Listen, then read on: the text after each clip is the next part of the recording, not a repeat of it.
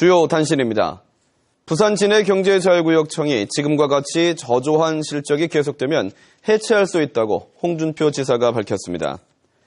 홍 지사는 오늘 허성곤 신임청장으로부터 업무 보고를 받고 부산 진해경제자유구역청이 120명에 이르는 직원 수에 비해 투자 유치 실적이 극히 저조하다고 질타했습니다. 홍준표 지사는 부산 진해경제자유구역청은 경남과 부산이 구성한 조합 형태이므로 이를 해체하고 경남도청으로 흡수해야 한다는 입장을 전했습니다. 새누리당 박대출 의원이 혁신도시 이전 공공기관이 지역인재를 의무적으로 채용하는 법안을 발의했습니다. 이번 법률 개정안은 지방 이전 공공기관이 직원을 채용할 때 일정 비율 이상을 지방 인재를 뽑도록 하는 방안을 담고 있습니다.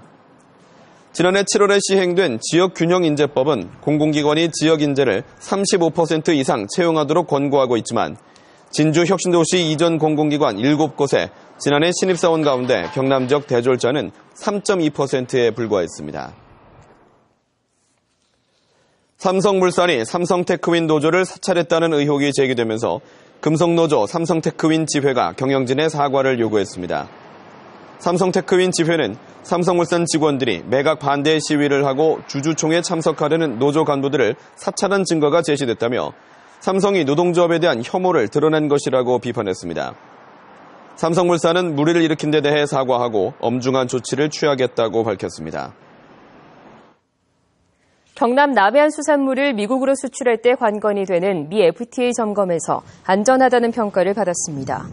미국 식품의약국 FDA 점검단은 지난 4일부터 12일까지 통영과 거제 등 경남 남해안 270개 오염원과 해역을 조사해 아주 양호 평가를 내렸습니다. 윌리엄 버카드 미 FDA 점검단장은 남해안의 오염원이 제대로 관리되고 폐류 가공 설비에 위생 문제가 없어 아주 양호하다는 종합 결론을 내렸다고 밝혔습니다. 경상대병원의 장례식장 중간 이윤 비율이 전국 14개 국립대병원 가운데 가장 높았습니다. 새정치민주연합 홍일학 국회의원이 교육부 등에서 제출받은 자료에 따르면 경상대병원은 지난해 장례식장에서 35억 원의 매출을 올렸고 순이익은 20억 원, 평균 중간 이윤 비율은 56.7%로 전국 국립대병원 가운데 1위를 기록했습니다. 전국 국립대병원의 평균 중간 이윤 비율은 31.4%였습니다. 새정치민주연합 창원시 지역위원회 협의회가 옛 한국철강터 아파트 건설에 대해 주민의 삶과 질을 우선으로 한 사업계획 재검토를 요구했습니다.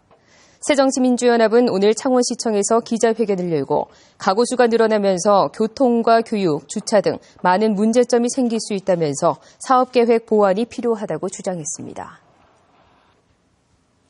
김해 중부경찰서는 용돈을 안 준다는 이유로 60대 부모를 상습적으로 때린 혐의로 35살 유모 씨에 대해 구속영장을 신청했습니다. 유 씨는 지난 14일 새벽 4시 50분쯤 김해시 외동의 한 아파트에서 용돈을 주지 않는다는 이유로 60살 아버지를 폭행하고 지난 2일에는 64살 어머니를 때리는 등 상습적으로 노부모를 때린 혐의를 받고 있습니다. 창원 서부경찰서는 마약을 투약한 혐의로 창원시 의창구 39살 이모 씨를 구속했습니다. 이 씨는 지난 11일 자신의 집에서 부산에서 구입한 필로폰 0.03g을 투약한 혐의를 받고 있습니다. 경남 소식이었습니다.